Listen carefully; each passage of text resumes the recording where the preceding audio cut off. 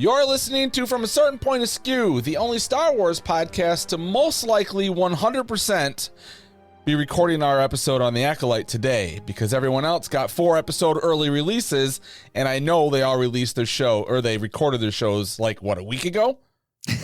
they had a jump on us. Yeah. I am Jason the Angry Ginger Jedi Guy. I'm broadcasting live from Icky Poo Studios. That's what it is today. Across from me, not very far, but very far in real life, is Darth Matthews. Hello, sir.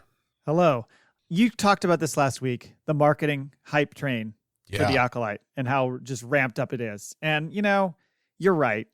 And looking back, it's funny because, like you just mentioned, it feels like every other Star Wars podcast but us got either invited to the premiere or got the first 4 episodes in advance. And I'm not sure what we did.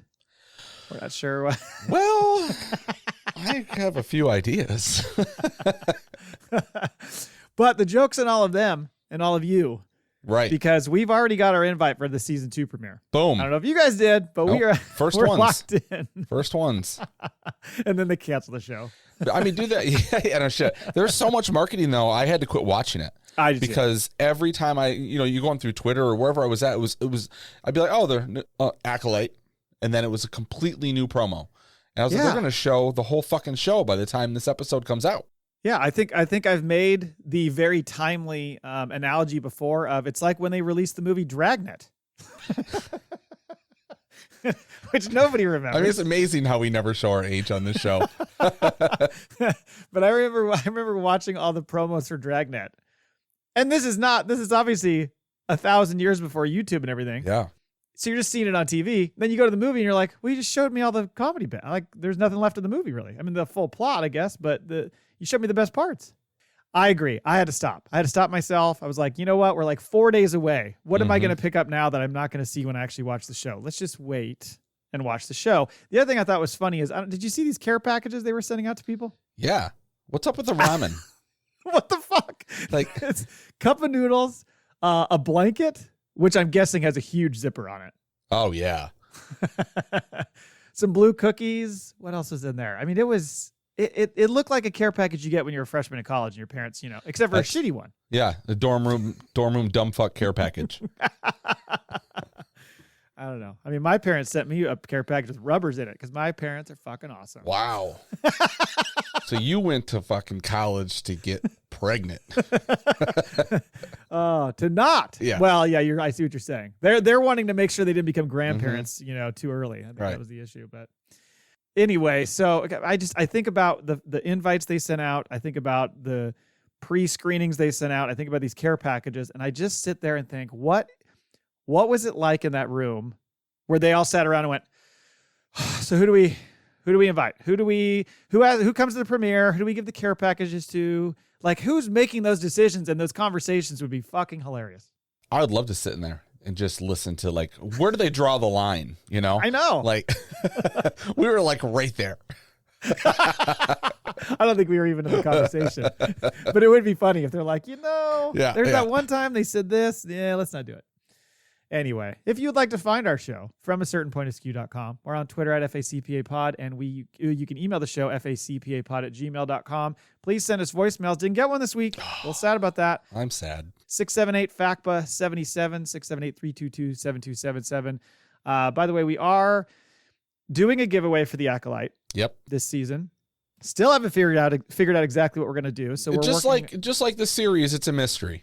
It is a mystery, right? Mm-hmm. And maybe, you just have to participate, engage with the show, and in the end, maybe something will show up. Maybe it'll be a hooded figure. Maybe me or Matt will show up to your house with a fucking zipper mask on. That would be and a box of condoms. I think I was gonna say cookies, but then you got a little more serious there.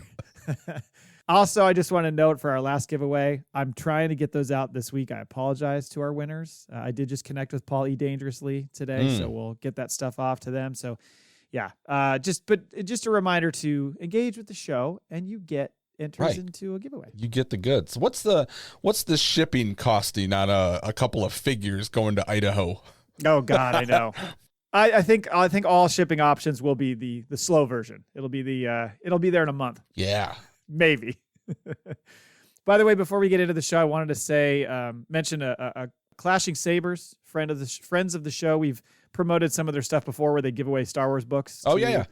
Kids. They're doing something, kind of a disaster relief for the tornadoes that hit Arkansas. I don't know if you saw that story about all those tornadoes that hit Arkansas. It was pretty fucking bad. There were quite a few of them, and it just ripped the shit out of a few towns there. Okay. They're doing things for like all these displaced kids, sending them Star Wars books, etc. So if you want to join their Patreon for the month of June, they'll take all those funds and give them to, put them into donating. Oh, that's really cool. Books. So please go do that. It's patreon.com/clashing sabers to participate in that. On the show today, we've got question of the week, Acolyte cameos. In the news, we've got the Galaxy Cruising, the Acolyte episode 1, Lost Found, and episode 2, Revenge Justice. And then we're going to go into the mailbag with one email. I know you're upset. Yeah, I know. Okay. I'm not even surprised. Really, just, it's always one. Fucking typical. Yep. I bet you it's Max Rebo. Maybe. We'll see. Question of the week. Who is the one cameo you'd love to see in the series? And I put in there, somebody we've seen, somebody from the books, legends, etc. I had asked this question because Leslie Headland had come out and say that, Yoda was not going to be in the series and they were really going to kind of dial back on that. She did say some High Republic characters and legends stuff would be in there, which we've already seen. But I just thought, we might get something that they're just not talking about. So Star Wars Meg chimes in, says Yarel Poof and Tara Sanubi or Sanub. I'm fucking up these names. That's a mouthful. Yarel Poof is the guy, or however you say that, is the guy with the tall neck that we've talked about before that was on the council. Okay. Big long neck. Yeah. And long neck, small head. Small head. Right. And then Tara Sanub, if I'm saying it right, is I like saying Sanubi though. Anyway, that's that older Jedi that helps Ahsoka when she loses her saber. Do you remember that in the Clone Wars? She loses her saber and she has to go help this. It's like old guy with a cane. Oh yeah. And he ends up helping her. Yeah, yep. That's the person. Okay. Yeah. So those are the two that Star Wars Meg wants. Doesn't he hang out in the library? I think he does. Yeah. Yeah. I think that's where she finds him. Yeah. Next is the Delphi Rangers NRSF. I love this one. You beat me. I got nothing. Finally came up with a question you couldn't answer with Carson Teva. I love it. Max Rebo says, Ortolans only live about 70 years, so I'm out. And old Grandpappy Rebo isn't canon, so I'm going to have to say a Maz cameo would be fun. Fucking from your lips to God's ears. We finally agree on something, Max. You want that. I want Maz Kanata. I've been wanting Maz Kanata forever. Loved her in Force Awakens. Barely got her in Last Jedi. Yeah, I don't know if she doesn't seem to fit in this. And I think that's why we're not going to see Yoda in some of these characters, because I think they're really going to stick to like this tightly wound story they're doing, I think you're right. So not a lot of room to go off and go hang out at the bar and run into somebody, or, go up to the 33rd floor and visit Yoda. I think you're right. And I think we've talked about this. We just talked about it with the Bad Batch, where keep your story focused on the people. Don't get too caught up in the cameos. But that being said, I would really like to see Maz Kanata again. I agree. Ash Rendar just has this smiling face gif of Denzel Washington because clearly she wants to see her own character, Ash Rendar, her avatar in the show. And finally, Frederick says, Oppo Rancisis. You need to look this dude up. Do I? Yeah. All right. He was around during the High Republic, also during the prequels. I think he was on the council. And this dude looks like a cross between like a mini Wookiee, Cousin It, and maybe like a Dr. Seuss character. Wow, there's a lot. Oh, yeah, that ugly fuck. That would be something else. Yeah, he looks like if your asshole had just like a merkin and it was sucking it in at the same time. Right? Like, look at him. I would like to think that that's what they said when they were doing the creature creation conversation there. Picture this. Yeah. Oh, man. Thank you, everybody, for your question of the week answers. You all get entries in our giveaway, whatever that may be. Dong, dong, dong. It's a mystery. Maybe that's what we should do the whole season. Never tell them what it is. I like it. And then when we do the giveaway, we say, you win, bring.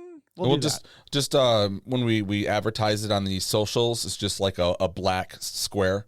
Yeah, right. With like a FACPA unauthorized or something, Yeah, right. In the news, just one item, Galaxy Cruising. So I'm not sure how I stumbled onto this one, probably through Twitter. But there was a lot of recent buzz about that Galactic Star Cruiser because that YouTuber Yeah. Jenny Nicholson posted that 4-hour video. Did you watch it? I didn't watch any of it. I just saw people chiming in.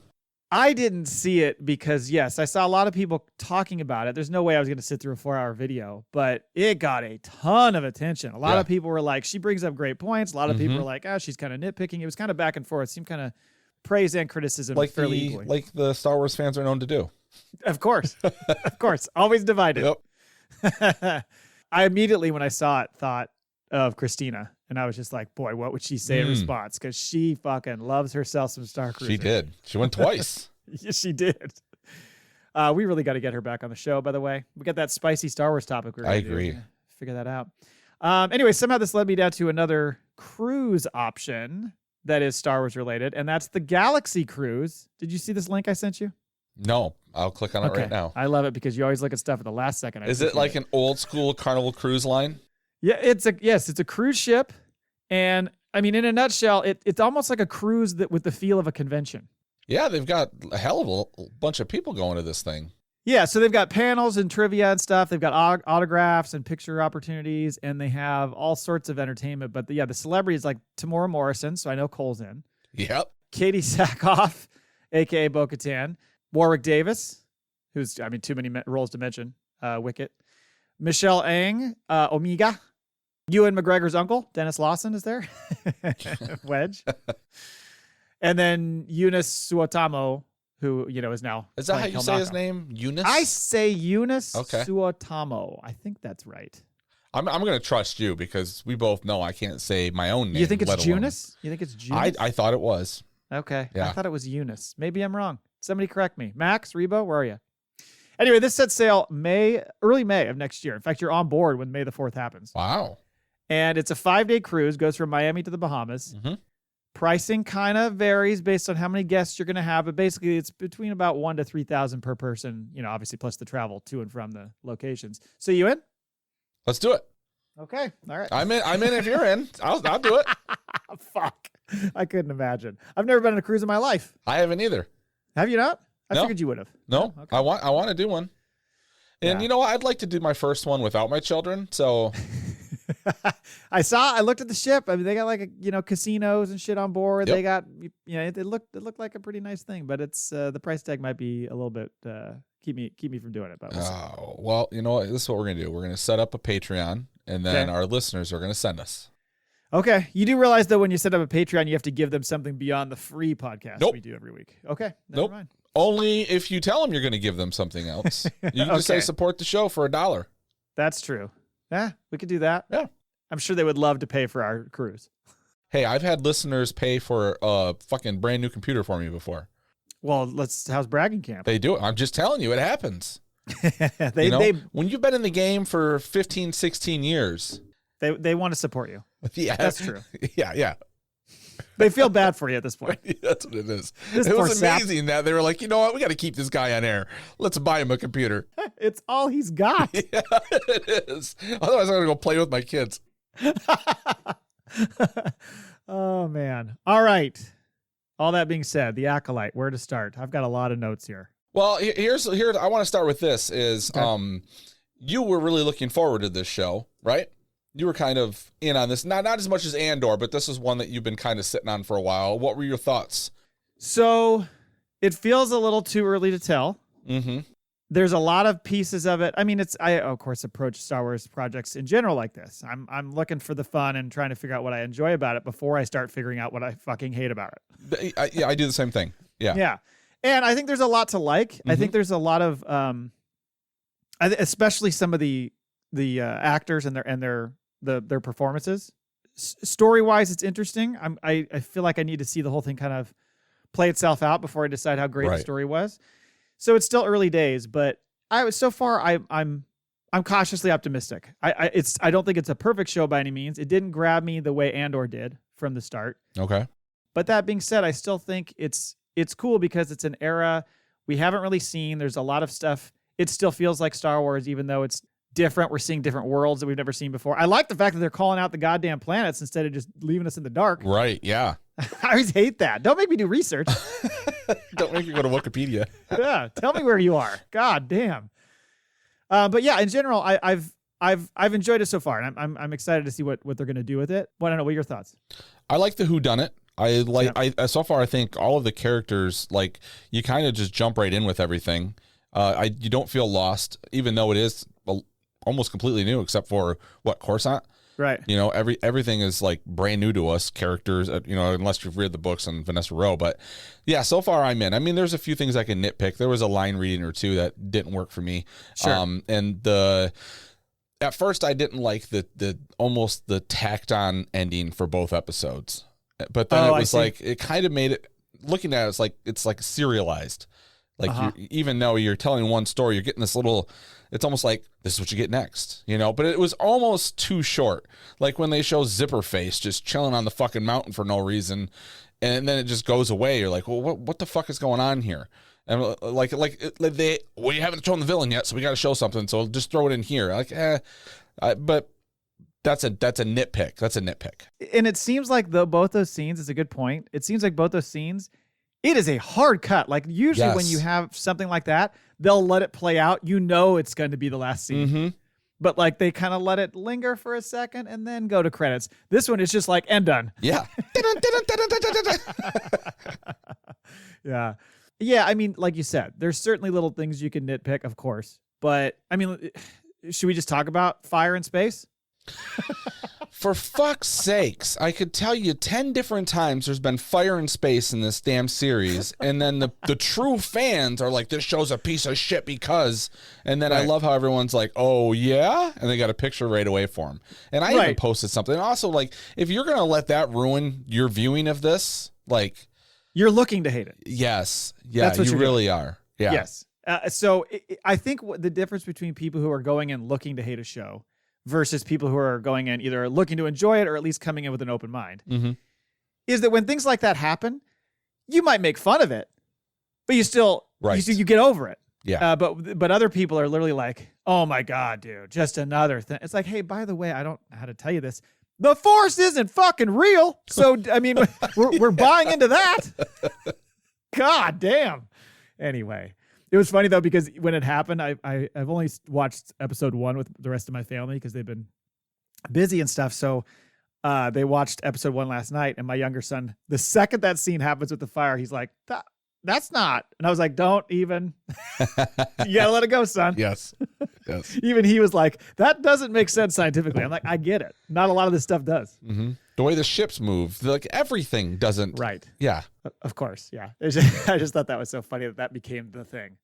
Yeah. I mean, in general, before we jump into kind of the blow by blow, I think Amanda Stenberg and Lee Jing-Jae are the standouts for me as far as the performances. I mean, there's been great performances by other people, but the way she portrays two characters is really well done. Yeah. It feels like two different people. Yep. Yeah. You know, it's not just the look, it's the body language. The it's cadence the way that she herself. says some of the words. Yeah, it's the difference in it. Because when I got to the second episode, I purposely started to look for that, to see if there was a difference in the way the characters. And yeah, there is. She does a really good job. She does. She has that terrible line reading where she screams.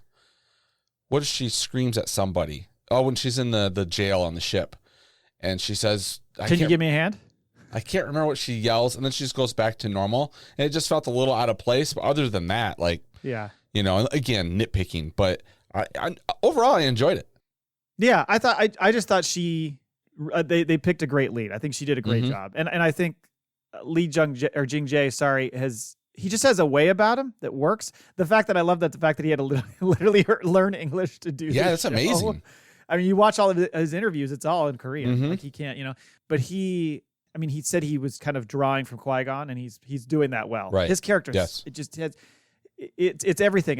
It's the way he looks, you know, at things, the way he reacts to stuff is very genuine.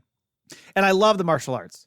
Yes. Some people are getting a little bit weird about it, but I think they're fucking great. The choreography is fantastic. The fight sequences are just amazing so far. There's people that's bitching that Carrie-Anne Moss, you know, kind of, spoiler alert, bit the dust right away. But like, you know, it's the whole, they did it in Scream. You get the big person in there, but it makes sense because you're what they're doing with the fighting style and the introduction and everything. It kind of is the perfect person to bring in to make you buy the whole thing, you know? Yeah. And then even though I was pretty damn sure she was biting the dust right away, it was still a shocking, like the way that they killed her, You know, you're like, oh shit! I thought it was, and I don't think it was stunt casting. I've seen some people say that, but no, because you don't get enough the character, but you know the character is important. It gets you into the show right away, right? A fucking Jedi master was just murdered, and that's a big fucking deal, and it makes more sense to me to put a face on it than someone that you don't really give a shit about, you know?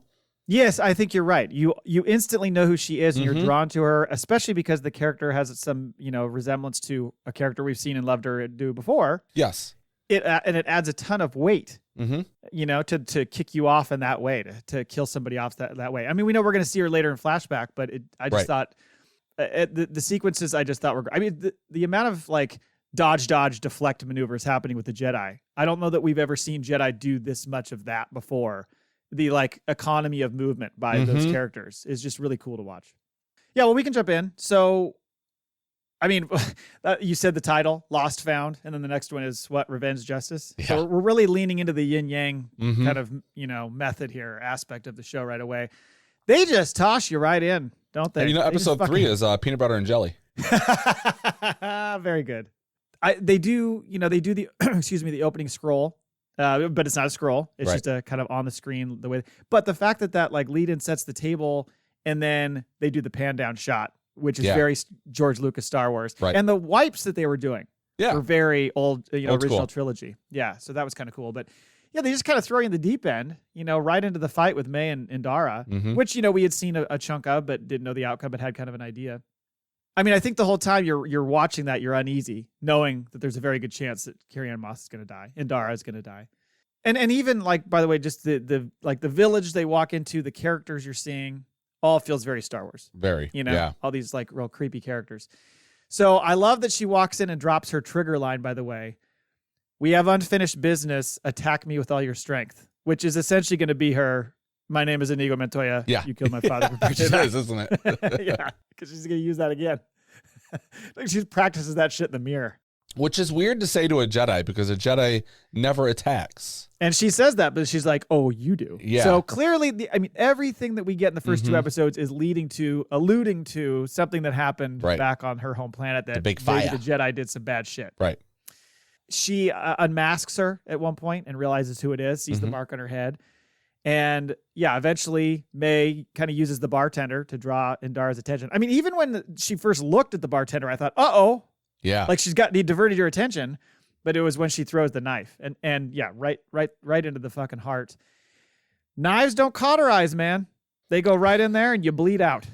Yeah. You're not going to live when it goes right into the heart. Well, I mean, there's probably, you got a 1 in 1 million chance, but yeah, it's lights out pretty quickly. Did you notice the music when it happens and she falls and dies? It almost had that like, I'm really bad about placing music, but it almost sounds like something we heard in the Clone Wars. Almost Ahsoka-esque or something. There was some, I don't know, it was kind of interesting. There's a few like John Williams-esque drops that I picked up on. Yeah, for sure. But just little subtle bits. Right. I thought the music was good. Yeah. But they did add a little bit of familiarity there. And then, hey, at least she hasn't killed the bartender, Feels bad for his kid. Well, I think that's a big character. You got to pay attention. Like she's not evil. Like she's doing something. And it was almost like, okay, do I kill this guy so no one places me? Right. And then she's like, well, I can't do this in front of this kid. So. Right. Because she's probably thinking back to what happened to her. Right. She doesn't want to kill this, poor kid's parent. Yep. So then Osha wakes up in a huff and we meet the adorable little Palm Pilot droid Pip. Yep. I love the fact that just over time, she'll just rip his fucking head off and like jam and do stuff with it. Almost to the point where you're like, oh, easy on the droid, man. She is a mech neck. I've never heard that term before. I haven't either. I was wondering if that had been said before, maybe in the books, but I've never heard it. Yeah, I've not heard it. And she's working on a Trade Federation ship, so we see the Nemoidians, but thankfully they got rid of the racist accents. Not as thick. Not as thick. She's so yeah, this is when we get into the thing where she has to go and repair this the shield generators. So she goes out in space, the fire starts and all that, and everybody gets all pissed off about that. But she clearly has some PTSD seeing the fire. Yes. I also love the fact that like she says the line about they're not known for using their shields too much. Right. Which is a big thing later on with them. Yes. Right. Yeah. That is a good call. Yeah. And also, where was she on her day off? It's a good question because we don't know. Right. But Yes, there's a lot of kind of that stuff with this mystery of like, well, we didn't Right. see this person for a minute, so where the fuck were they? Yeah, there's a lot of that. Jedi show up. I guess those ships are from the High Republic. So when that showed up, I think a lot of High Republic people were like jizzing in their pants, you know. In walks Yord Fandar. Oh boy. He is so fucking proud of himself. This dude has the posture of a fucking like perfect statue. Like when he sits on her bed and he's waiting for her. With his cape flown out behind him. Oh my God, man. Yeah, he's definitely big on appearances. I'm surprised he didn't just whip his dick out when they were talking to the Nemodians. Yeah, so and funny. him and his Padawan did not learn how to walk into a ship like Balin and No. Ivana Sako, what's her name? Yeah. Hati? Shin Hati. Shin Hati. Yes, not the same gravitas, but he's certainly trying. And I mean, so his Padawan, Tassi Loa, our first ever live action Zygerian, so was she a slave or did she get taken away from her parents before she went into the slave trade business? Because that's what those fuckers did. Oh, yeah? You remember them? No. Those were remember in the Clone Wars, Anakin goes there and like seduces the one and they trying to bust out all the slaves and all that stuff. Like Zygerians are not great So people. in the animated series you're talking about. Correct. Okay. Yeah, I don't remember. She's an interesting gal. We should talk about her more later. But she probably worships the ground Yord walks on. You know? He demands it. Yeah, she's look at my fucking greatness. She is on a course to become as big of a douchebag as he has become. But anyway, by the way, why are they wearing the fancy dress robes there? But then later they go on the mission with Saul and they're not. Is it like you go casual and incognito when you go out in the field? That's true. But this one's more formal because they got to have their dirty robes if they think they're going to get a little tussle. Okay. You know, dry cleaning is expensive in a galaxy far, far away. So Yord demands to see Osha on Asaya, and when they start lying, he starts using. Is he trying to use the mind trick on the guy, or is he force choking him? Because it's the other one that answers him. I think he's using the mind trick, and the other one just before she thinks shit's going to go down, she starts talking. Okay. You know, she's worried her. You know, they got a little thing on the side that no one knows about. She's going to talk real quick. She don't want him getting hurt. No, she doesn't want his brain being squished to death. Right. Yeah. So, right, like you said, when Osha comes into the room, he's trying to sit up and be all regal. He doesn't really like the fact that she's so casual with the greeting. It's almost like he wants her to either keep it on a certain level or he wants her respect because hey, he's a Jedi Knight. Right, and she's not. And she's like, "Hey, we're all pals. We served together." He doesn't want to hear about it. No. He's like, really "I got you dead to rights. You're coming with me." Yeah. So she learns that Master Indara was murdered by someone matching her description, and he even shares this nugget about Indara having suggested that Osha's training end, kind of trying to establish a motive, I guess. Right. But, really? You're going to wait 6 years to exact that revenge? Because that doesn't make any sense. No. But anyway, they bring in the bartender who IDs her. I like how he travels across the galaxy. Jesus Christ, can't you pull open an iPad or something and be like, does it look like her? I know, it seems a bit of a waste of time. Is that why they don't go with her on the prison ship? Because they got to take his ass back? Yeah. Because, that's the thing. I know we need her to escape. Yeah. But why would they not escort her back? Why are they putting her on a prison ship run by droids? Come on. I mean, you're guessing it's probably worked for them so far, right? I guess so. Yeah. It's a nitpick, but I just thought that was funny. But also, if she is a Force user, she's going to get out. Yes. So I guess you're right. It seems a little irresponsible to not personally escort her back if she is literally the prime suspect of a huge case, a murder of one of their own. I don't know. So back on Coruscant, which looks a little different, not quite as vertical as as tall we see yet. later. Yeah. Master Saul is teaching some younglings and dropping some knowledge about the Force, but one gal sees the fire consuming everything. Is that her witnessing this murder, or is this something else she sees coming looming in the future? To me, I was getting like both. Okay. Like she's seeing something, but it was like foreshadowing for what he was thinking of in the past. Yeah. Well, in walks Vernestra Rowe, who is the gal who's from the High Republic. Yep. Well, she's like a 15-year-old in the High Republic books or something like that. So she's now 100. With purple hair. With purple hair, right. Yeah. She informs Saul that they have... Is it Sol or Saul? I always say Saul. I'm fine with either. Okay. Because there's got to be some Better Call Saul references coming. Let's call him Saul. Yep. So she tells him, hey, we've got Osha in custody, and she's the suspect in the murder. And he's pretty incredulous because he's like, we saved her. Did you? We'll find out. So he saved her from her planet, as a child. Like we're in tight with her. There's no way she would murder Indara. Is it during this, or there's another conversation, I don't remember, where he basically says like she was grateful for what, I think it's when he said something about him and Indara, right? Yeah, she looked at us as yeah. They're her protectors or something like that. Yeah. Yeah. So he's baffled, but he's like, I'll support you, but you can tell clearly he's not liking it. I think you might be wrong here. Yeah. So then, we go back to the prison ship. Actually, kind of a cool scene just because you get those droid pilots folding back into the captain's chair. Yeah. That was fucking awesome. That was. I didn't see that coming. In retrospect, you look back and you're like, oh, of course. Like, it's the headrest. And That was pretty badass. Good idea. I liked it. So we see that dude who has been subdued by the Dybbuk, I think is what they call it, parasite. That was creepy as fuck. Yeah, that was, you're going to keep your mouth shut, boy. Yeah, that was kind of Bor Gullet-esque, but just a smaller version, The other prisoners are asking her about killing a Jedi. She denies that, and they're like, so we're planning a breakout. I mean, everything's going immediately. Quick. Yeah, right. It's like right into it. And that dude with the bald head and like the Lobot. The mohawk that turns into a... Oh, the guy with this the is tongue. the other guy. I'm thinking of the other guy. Yep. And he's got kind of got the Lobot headphones thing, and then he's got like almost like a detachable faceplate of a car stereo across his eyes. Yeah. More treble. I thought it was pretty cool looking. They had some cool looking characters, I thought. Some new cool looking characters. So yeah, he manages to disable the droid pilots, and then the what do you want to call him? Tongue head? I don't know what you call that. Tongue head works for me. Tongue head rips that security droid apart and then rips his hand off. And that allows them to get out. The can you give me a hand was a little, oh boy, a little campy. But yeah, they all fuck off into escape pod, leave her to die. And as the ship's just bouncing off asteroids, and she tries to reach Pip, trying to use the Force. Did you think it was going to work? The Force? I did, yeah. I thought so too. Yeah. I was kind of surprised it didn't work.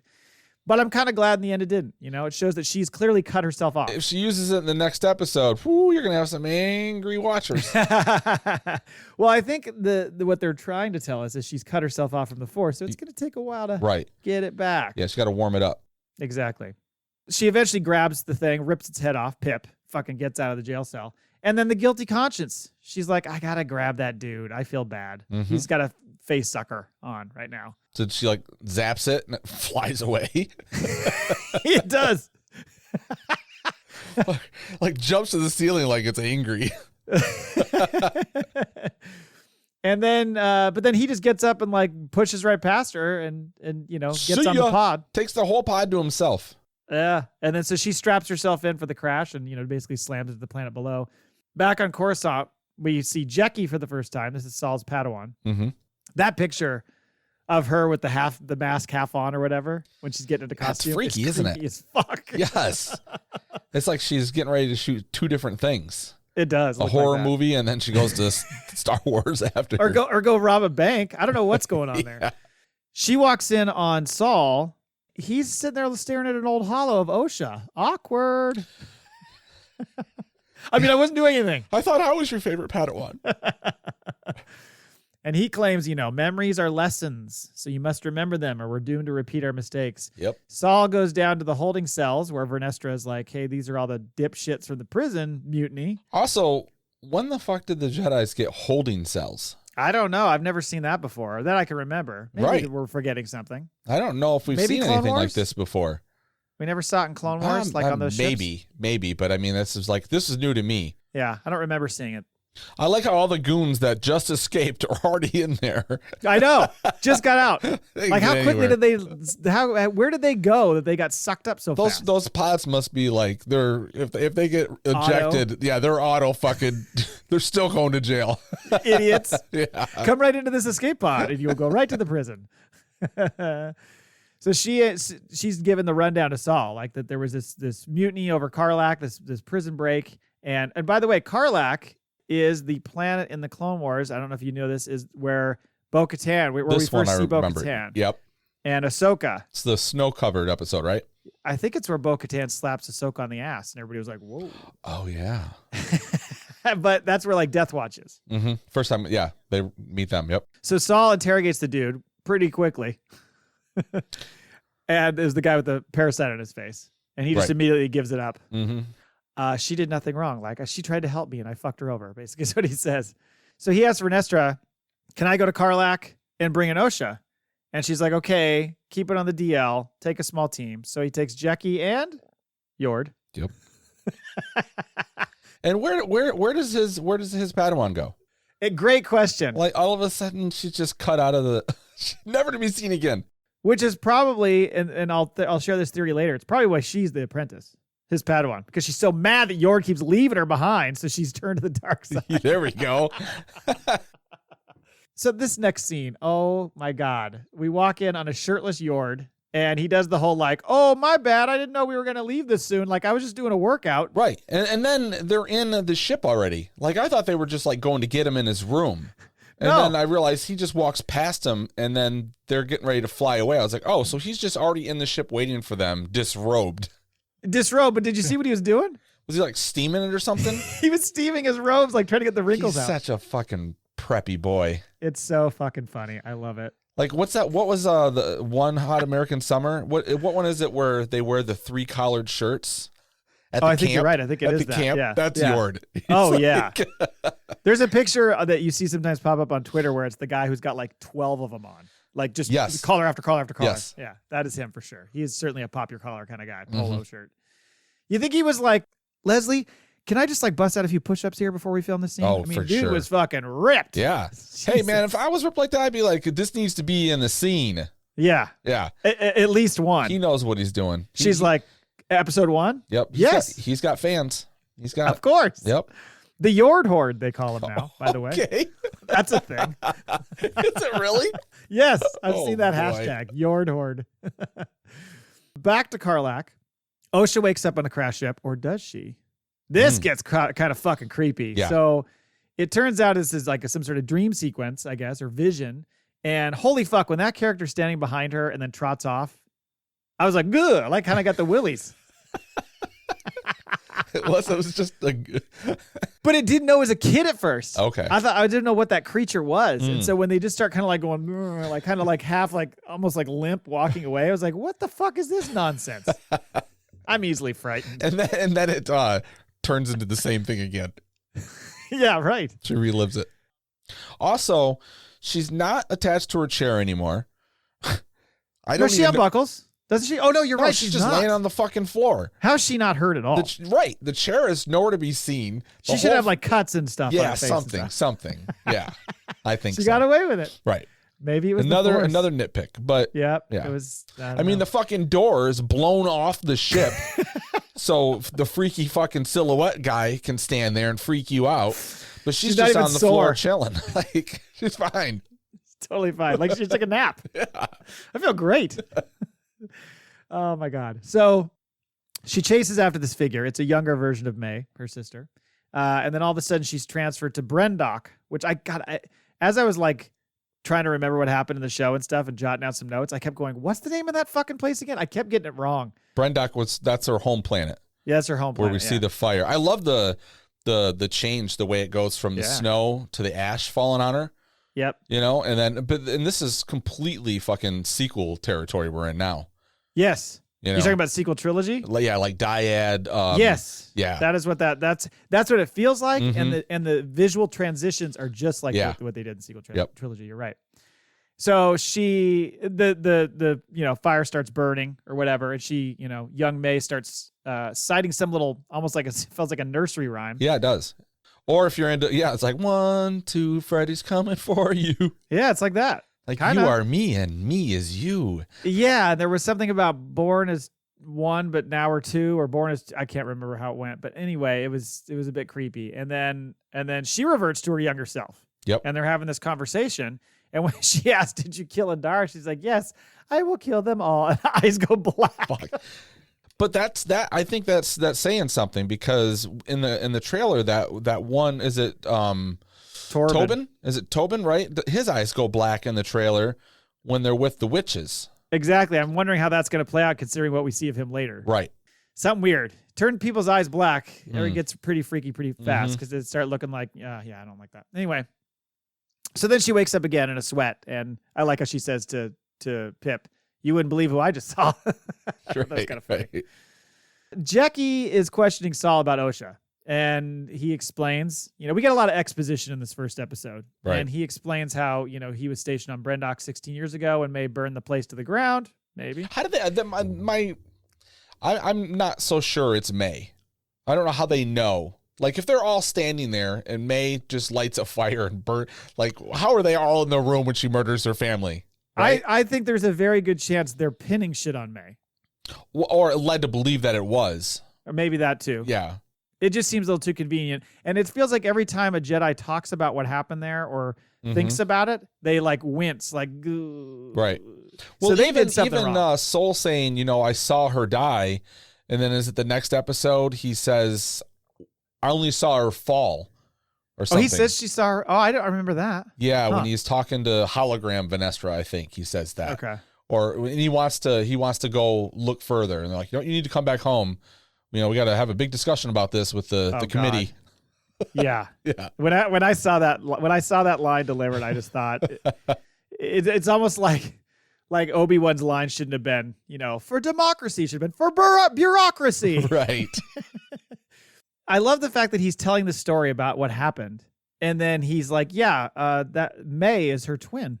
And everybody's like, she's got a twin? Like, you're telling us this now? Well, that makes a lot of sense because that means that it's he's like, oh, no, she's dead. They had to both be, Yord and Jackie, like, what the fuck are you talking about? This gal was not near the scene of the crime, but yet somebody who looked just like her did it, and you're telling us she had a twin? Come on. Yeah. Surprise. Yeah. As they start to come into Karlak, they do this pause shot on Saul. I can't call him Saul. I swear to God, it looks like he breaks the fourth wall. It looks like he's staring right at us. I didn't notice me out it. a little bit. You're getting scared a lot in this show. I'm so nervous. No, but go back and watch that scene because he's clearly thinking about what happened on Brendok and like concerned or whatever. But it looks like he looks right at the camera like this. Like, whoa, you trying to look into our soul there, Saul? Saul. Maybe I'm the only one who saw that. On Karlak, they track down Osha down to a cave overlooking a drop off. This is our Harrison Ford fugitive moment. Yep. And she says, I didn't do it. All the stuff we saw in the trailer. Saul saves her from falling. And you can tell by the look on his face when she looks up at him, he has obviously a deep emotional connection to her. Yeah. Yeah. Very much a father-daughter type. I think so. Yeah. I think it's more than it's supposed to be, right? Absolutely. Yes. Which is why he stares at hollows of her. Which is going to be his fucking downfall. It will. Yep. It could end up killing him in the end. And clearly what we'll learn at the end of episode 2 is that he is of the mind, like some others are in the Star Wars, saga. They can be saved. Like I can bring them back. You know? Right. They're never really, there's always a chance. There's still good in them. So she says May's still alive and he's like, I believe you. Of course, Yord and Jackie are like, dude, we just talked about this. I wish they would have at least shown those two look at each other with that look. What are we here for? Like, exactly. I got a Padawan at home who needs my help. Yeah. Final shot, like you said, kind of a jarring switch, but and is it supposed to be Octu? We're not told. They didn't put fucking letters on the screen for that one, did they? Yeah, they didn't. They kept it. But it looks like it. Yeah. And it's, May walking on this rocky beach, this creepy voice who's obviously the zipper face, which is funny because this is one of the things you had to avoid in the few days leading up to the actual release. They showed the clip with I think you heard a bit of this talk. Yes. Yeah. One of the promos opens up with that, and I was like, oh, shut it off right away. Exactly what I did. Yep. Exactly what I did. But he says, here's the, the full thing that he says. The Jedi live in a dream they believe everyone else shares. If you attack a Jedi with a weapon, you will fail. Steel or laser are no threat to them, but an Acolyte kills without a weapon. An Acolyte kills the dream. And then he ignites his red saber just to show his dick off. End credits. I don't, what's the, I get one of the Darth Vader comics. He has to go kill a Jedi without a weapon. He has to kill a Jedi without using his lightsaber. This is lore of some sort, then. Right? Okay, yeah. I've never heard this before. I think this is like the trials for the Sith. The Sith. Yeah, that makes sense. That's what I was going to ask: is if this was some sort of trial. Yeah, that's how I'm taking it. What little I know. And she just has to do it once.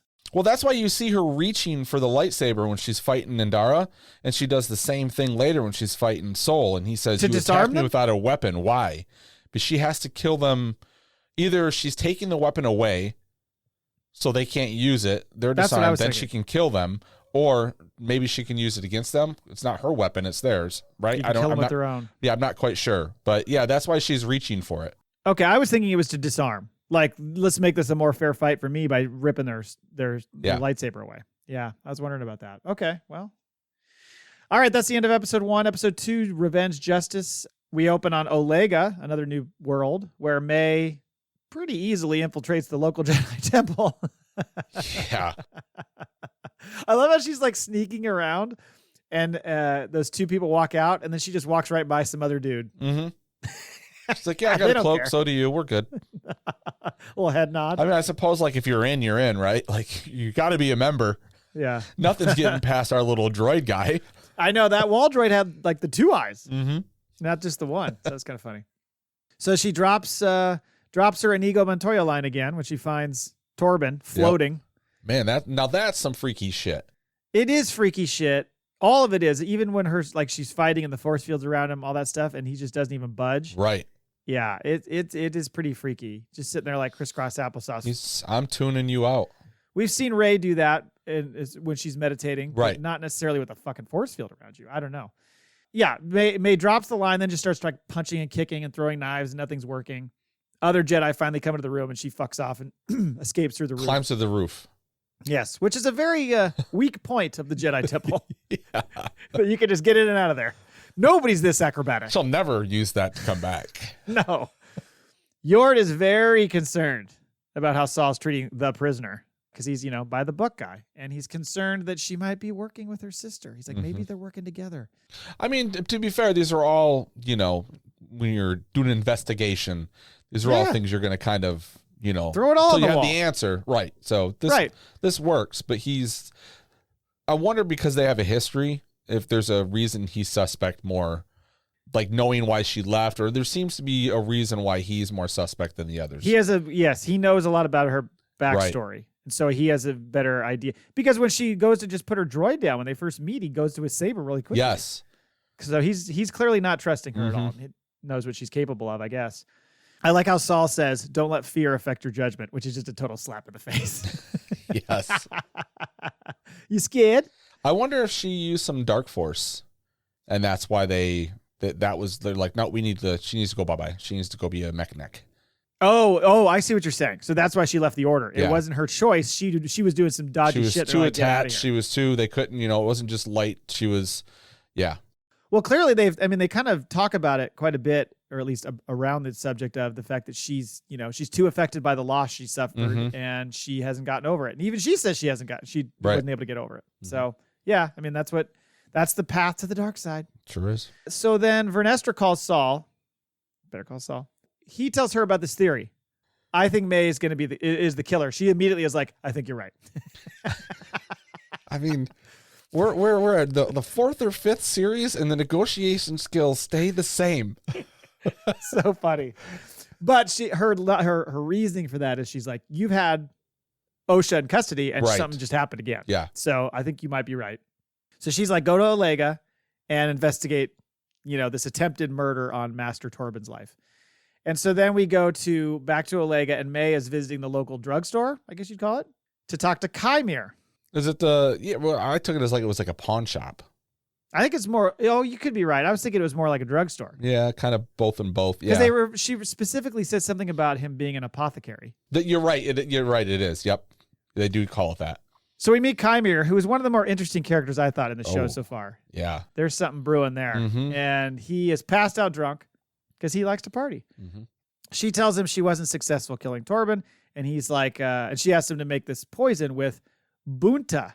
Not Bunta like the Bunta Eve Classic, but Bunta, Bunta, I guess, which is something that they had on their home planet. So he mixes up this cocktail and puts it in a vial. So I guess that wasn't the Kyber crystal. We thought that whole thing. I said the same thing.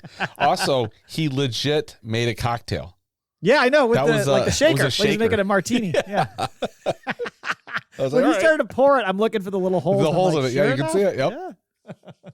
That didn't take you out of it? When he was using I was fine with it. Yeah. So this is when Chimera starts talking about the Jedi and how they justify their actions in the name of peace, and peace is a lie. We talked about this when we were listening to or watching the trailers, how that's like one of the Sith principles is peace is a lie. There's only passion. Right. I had to look that up. So he tells her that Torben hasn't found peace and he needs absolution because Torben is feeling very guilty. Yes. And that's why he cut himself off. And he did this thing. What did they call it? She says it later. I have a note about it. There's something that's like the something oath or something that you do where you basically cut yourself off and kind of try to get away from something bad you did. I have a note on it later.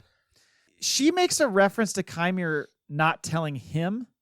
So we're led to believe they're both working for Zipperface. Yes. At this point we are, yes. At this point we are, yes. Mm-hmm. So back on the ship, Osha and Saul are catching up and he shares how I really wanted to save both of you. Clearly he has feelings of regret about what happened. That he just keeps showing over and over again. He claims that he has made peace with what happened on Brentok, to which she's like, I try to do the same, but clearly she is not because, I mean, she's holding on to this for dear life. Right. And then while they're, later when they're talking to the Jedi at the door of the temple, May sneaks back inside. I love this. They're literally at the front door talking to the guy. She comes back. She comes through the ceiling right away. Oh, the Jedi there are a pretty interesting group of dudes, you know? Well, they seem more monk-like, right? They're out in the middle of nowhere. They're just kind of, and this is the one guy's got a saber. It's such a peaceful time. Yeah. Like they don't think, although you think they'd raise the alarms a little bit after an attempted murder. Or like let's check all the entrances. Yeah, right. Like let's check all the windows and let's see if there's put a lid here. on the ceiling, maybe. Maybe. I know he's meditating. He won't even know. Well, maybe that's why they're like, he doesn't need any protection. You can't get into him anyways. Yeah, that's true. You know? Can't penetrate that shit. Yeah. So yeah, while they're talking to this dude and he's kind of giving him the rundown of what happened, May sneaks back inside, brings Torben out of his meditation because she's throwing all the guilt shit at him, right? You know, about I know what you did, and she says if you can. Oh, by the way, it's called a Barash Vow. That's what that's called. Where apparently this is something where if you like feel guilt or did something wrong or whatever, you can like essentially like just lock into this meditation. Okay. That somehow allows you to, I don't know. It's like you going to your room. wherever you float. Right. She says you can confess your crime to the Jedi Council. Crime. Right. And he doesn't deny it.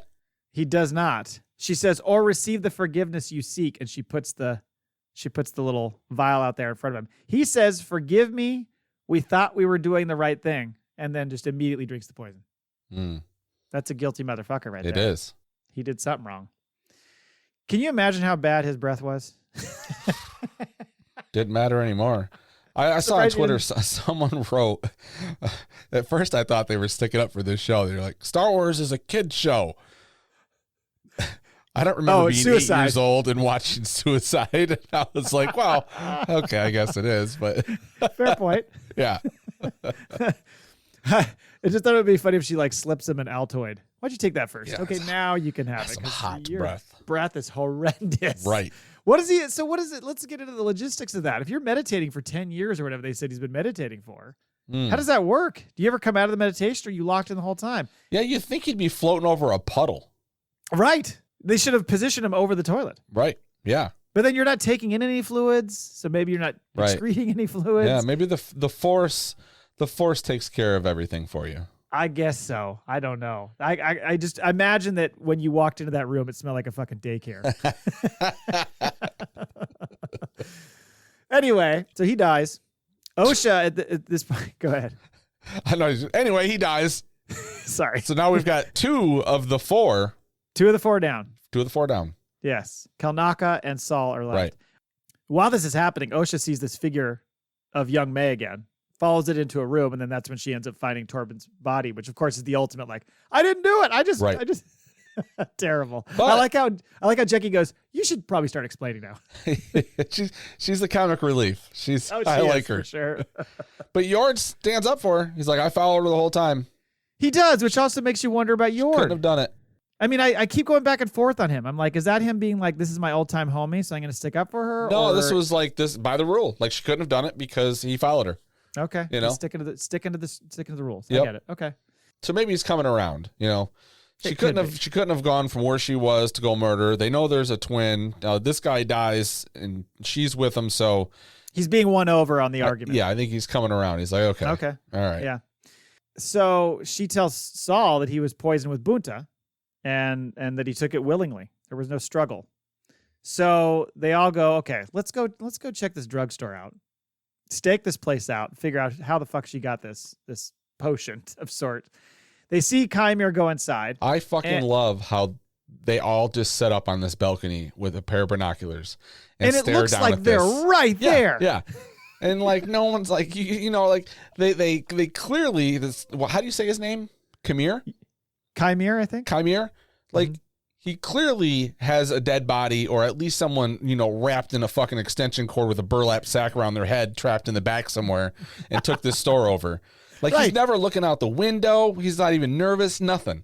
And then you got 3 to 4 Jedi up on this balcony just peering down on it. He's not even looking over his shoulder when he goes in. Like tiny little courtyard area. And they're right there. They're on the second floor, standing there, staring down at it just seemed a little obvious. Yeah, this is when Yord's like, okay, I think we should set up a perimeter and I should go in and confront him. And Jackie's like, not that. I love how she puts him in his place. So she says, have Osha walk in, talk to Chimera, because he'll think she's May. Yeah. And they'll get some information out of him. Mm-hmm. And Saul immediately is like, that's a good plan. Yord's like, God damn it.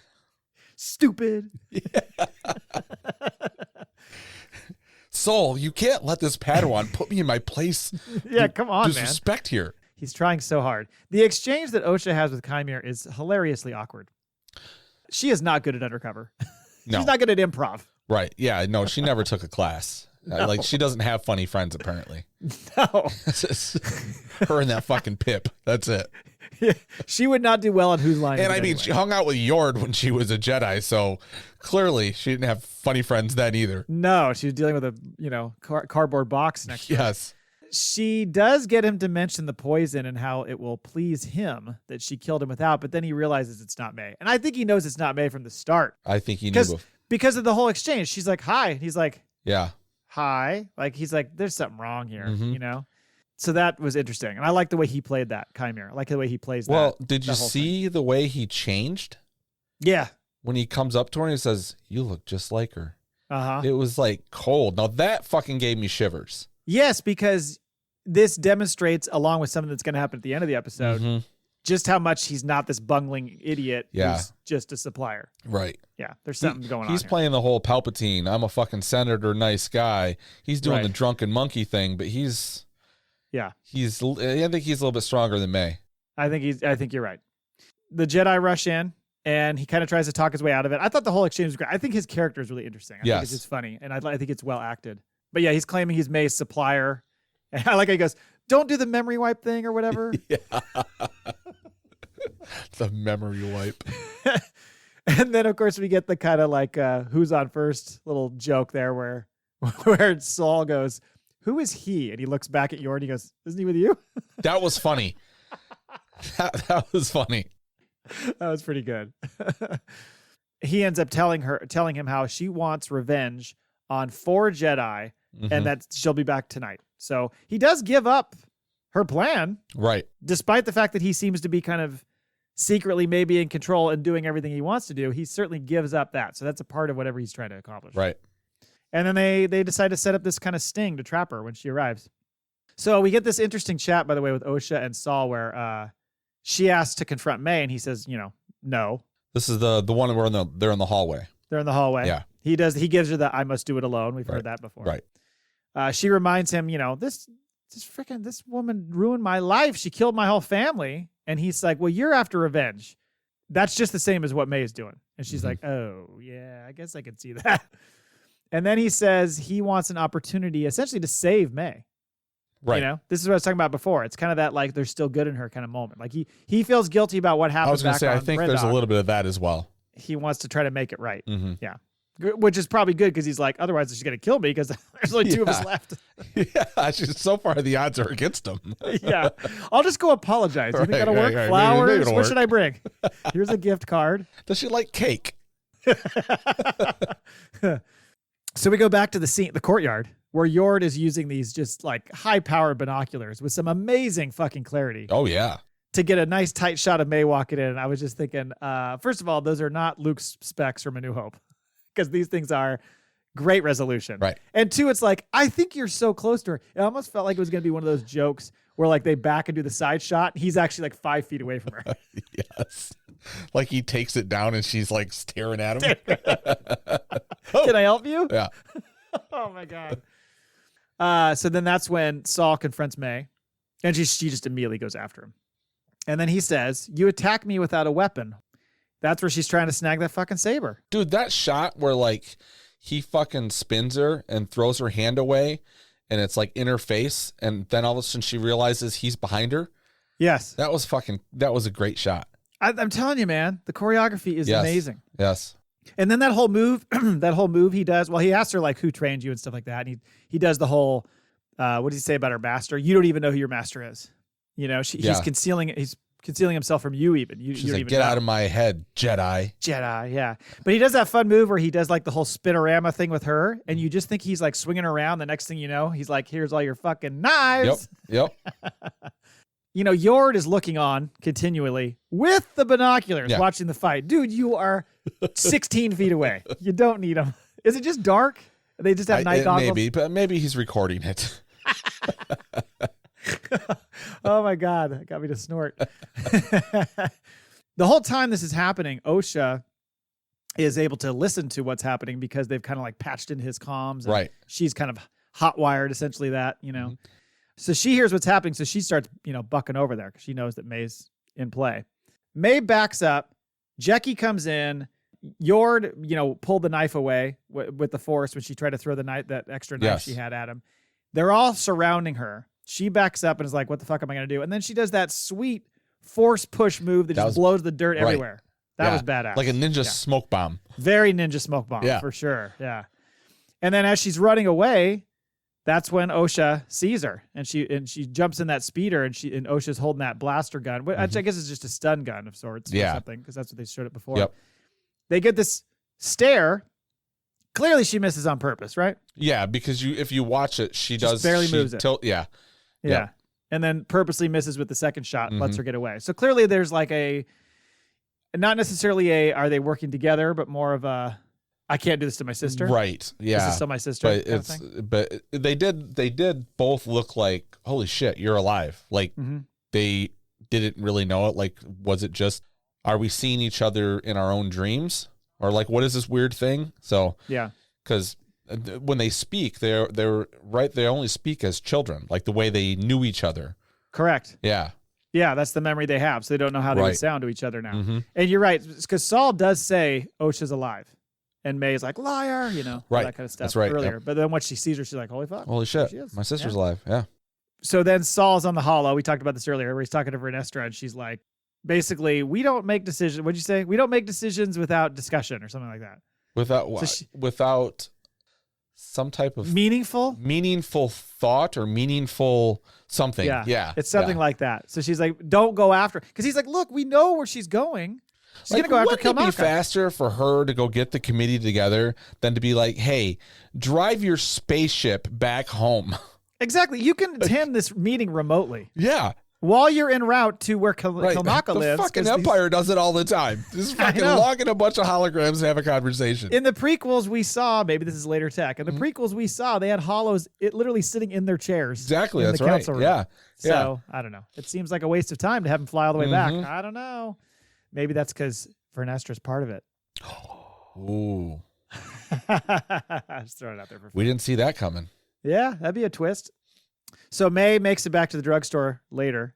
She tries to cut Chimere, and that's when we see these fucking little moves he makes. And you're like, right, shit, this guy's not fucking around. So, well, he's fast. He overpowers her quickly. So, like, if this is a Jedi or she's a Sith in training, right, an Acolyte, this isn't gonna. It's not a matchup. No.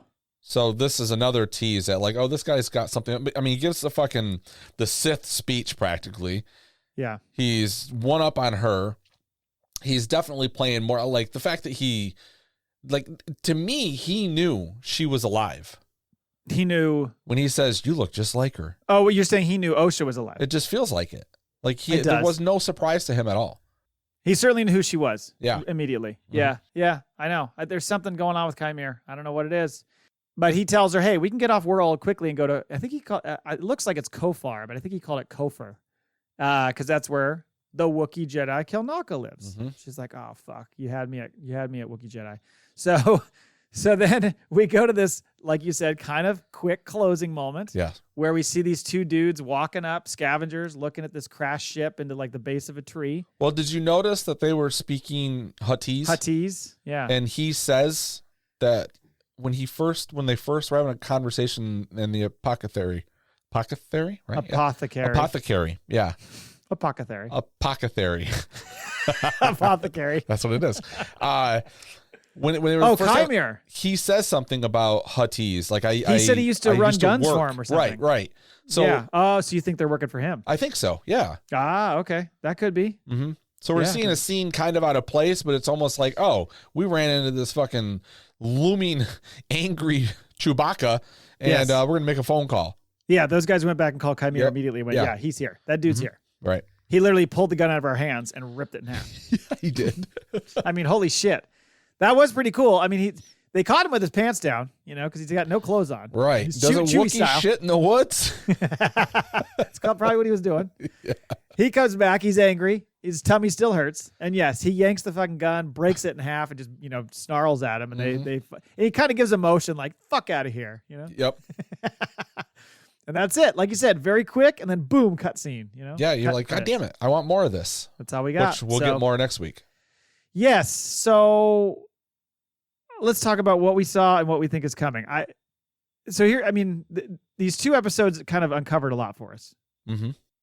We know they're twins. We know, Osha was trained, but left the order, obviously because of her past. We know that May burned their home to the ground, maybe, and killed everyone. I still think that's going to be interesting to see how that all plays out.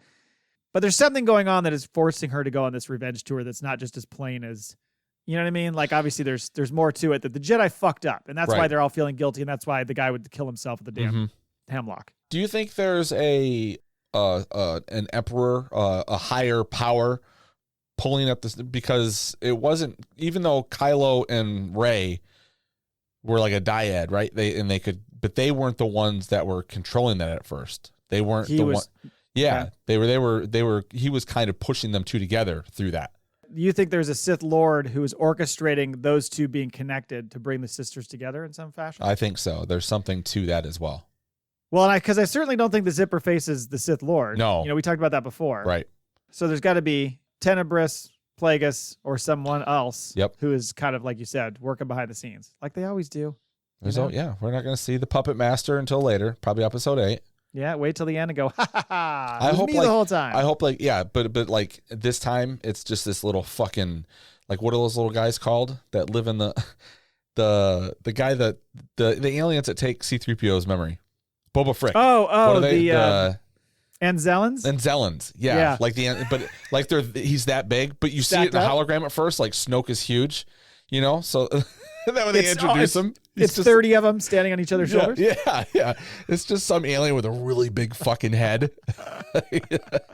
Wouldn't fucking surprise me. Oh, man.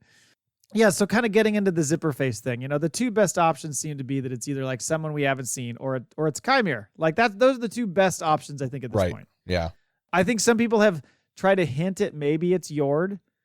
And I'm like, I don't think so, because I don't think he's had the opportunity to be away when those things are happening. I don't think so. No. I think he's the by the book guy that's just going to end up, fucking dying at the end. I don't know. I don't think I think, if anything, to me, I think some of these other Jedis are going to die. So he's going to end up being like the voice for the practical Jedi, I guess, as the series goes on.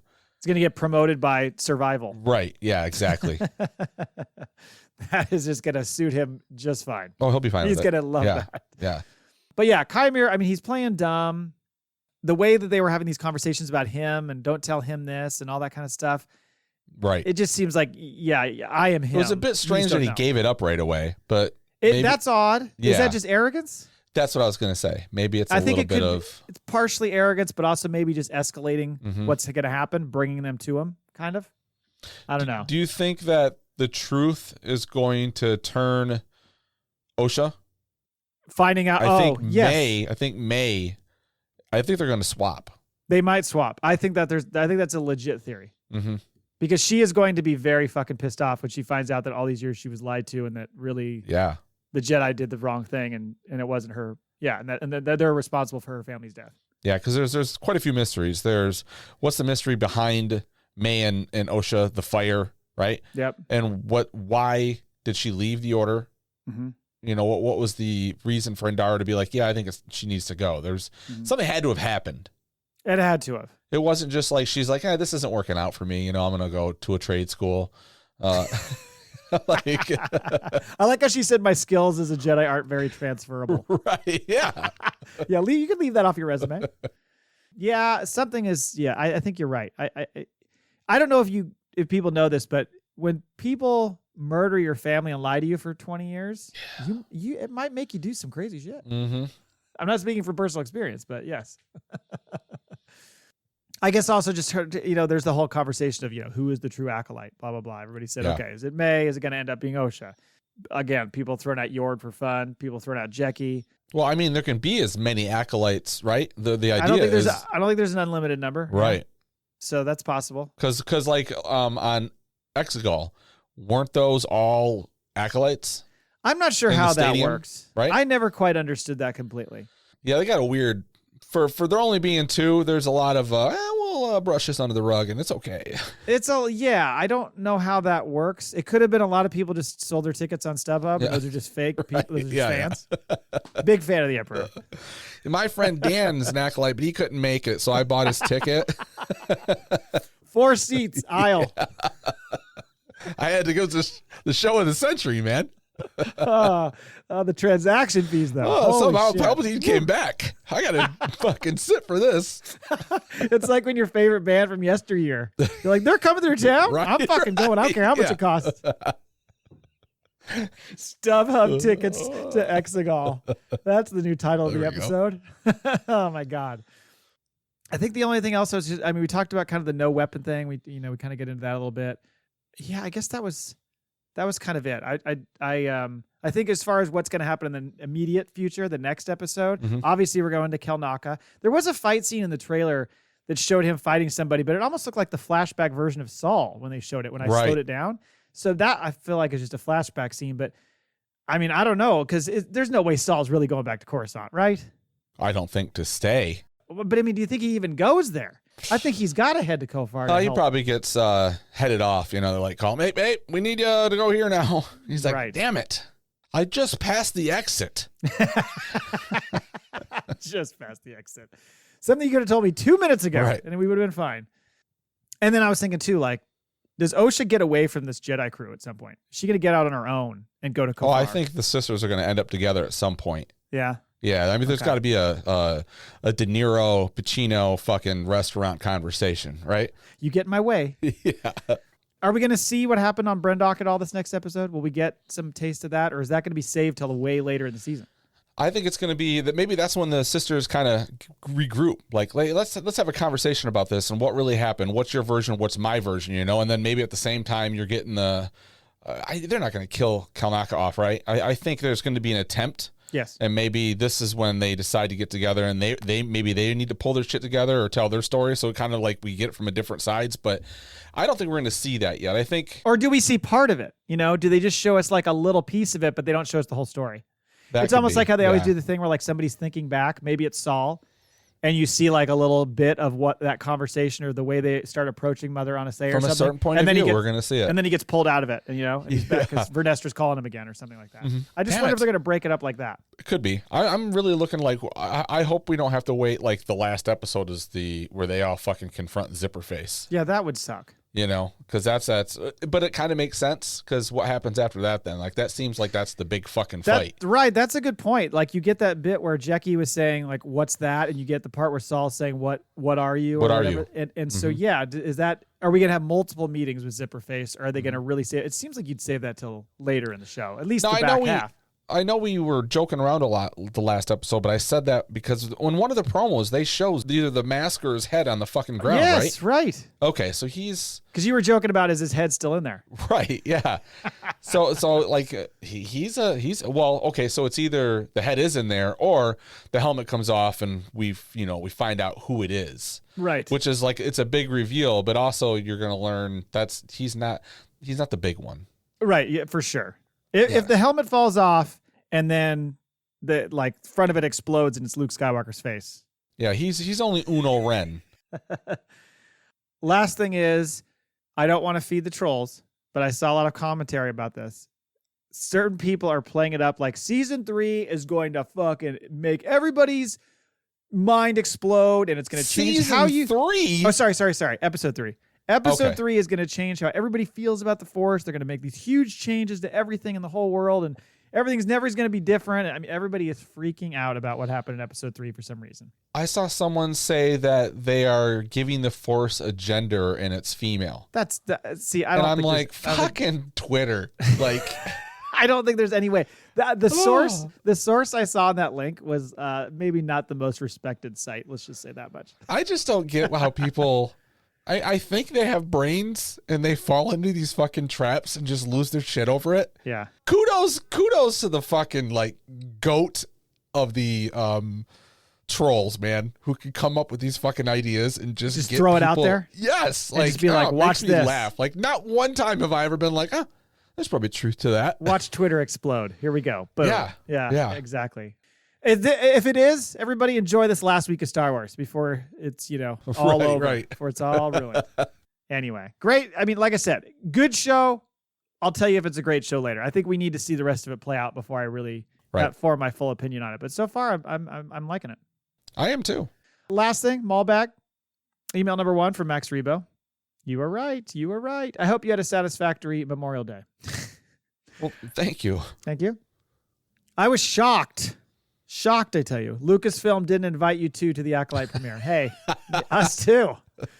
I'm sure you'll get a personal invite from Mon to the Andor 2 premiere for sure. Now, that would be worth it. If they purposely didn't give us the invite to the Acolyte, but we got to go to Andor Season 2, fucking great. There is no way. They would have to have, because they would take, like, inviting me. Yeah. Like, they would put, like, a personal security guard around her.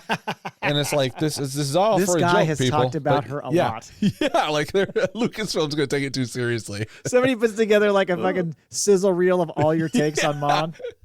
And shows it to her just before I meet her. How awkward would that be? I'm a big fan. I know, Jay. Yeah. I know. That's why you're standing 10 feet away from me with a guy in front of you. Right. And the actor who plays Perrin would be like, I'm not going near that guy. Yeah. I'll just keep giving him fucking dirty looks. You motherfucker. I'm over there behind the fucking just slit my throat every time he looks at me. She gave you a daughter in the best years of her life, you motherfucker. Right. Look what you do to her. Oh my God. They hack your computer and they're like, he's got a full story written about her, guys. That's true though. That does make me look serious. bad, doesn't it? I do look a little crazy. Oh my God. Oh boy. Shitballs. Okay. Max says, sadly, tech isn't available to invite you to anything, dick. I thought we were cool. You know? I know. You brought up Maz Kanata. Now you're right back to the tech bashing. Poke. Sequel trilogy question. Should Tom Hardy Stormtrooper from The Last Jedi deleted scene have been included in Janna's band of deserters in The Rise of Skywalker? Sure. I'm not against it. I mean, I think that would be great. Oh, I want to know what his voice would have been like. Oh, you think it's going to be like Venom style? Is he the Venom guy? Yeah, but he creates a voice for every fucking character. Oh, so it would be a little bit different. Yeah, like his voice is just, I don't even know what his real voice is. Haven't we seen the deleted scene? Haven't we seen that? I thought we had seen that. Yeah, I think it's just him talking through a fucking helmet, right? Do you think he's pissed where he's like, so Daniel Craig? Right. But not me? Yeah. Fuck off. I wasn't big enough? Yeah, exactly. What's the big deal? Yeah. Should we check total gross numbers on our movies? Well, I think Daniel Craig. Like he's already calling Lucasfilm to get in the next film. Like he's until he's not deleted, he's going to be. And every time they go, let's film it, and then every time they cut it. That would be a great joke. It's the Jimmy Kimmel, Matt Davis. I was just gonna say that. Yep. Sorry, we ran out of time. Kathleen Kennedy singing, "I'm fucking over Tom Hardy." There you go. All right, well, that was it. Thank you, Max. Thank you, everybody, for listening. We'll see you next week. So until next time, Laugh it up, fuzzballs. we have spoken.